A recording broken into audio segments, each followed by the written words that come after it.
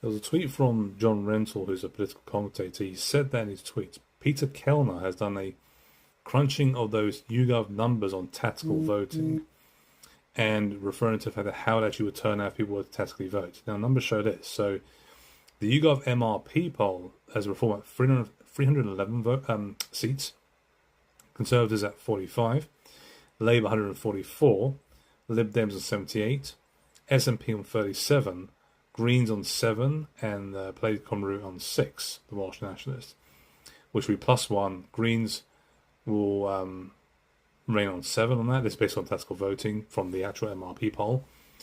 SNP remain on 37. Liberal Democrats are getting 5 because of tactical voting. Labour getting 44. And then Conservatives getting 52. Reform will lose 102, meaning the revised outcome sees Reform on 209. Nearest would be Labour 188, which puts them more at 21 seats behind Reform. Tories on 97, Lib Dems 83, SNP on 37, Green on 7, and Plaid Cymru on 7 as well. Others, including Northern Ireland, with 22.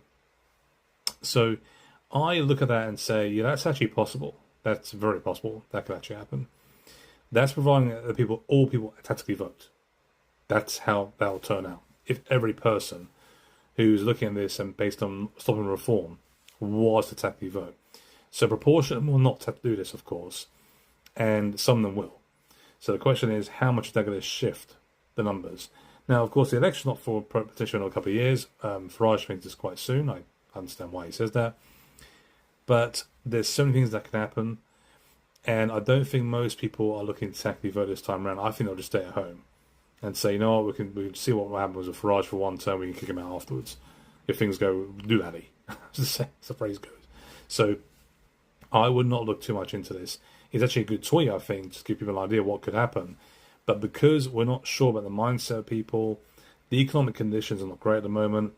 I'm going to look at those recent numbers, they're actually quite bad. I'll comment on a separate video, actually. So, yeah, it's actually good to see, give an idea how it might turn out. So, total right or centre is about 306. Total left or centre is at 322, which is pretty close. So there's not even a majority for either one. That's not good. That's all. But again, that's if people were to tactically vote, which I believe most of them will not do.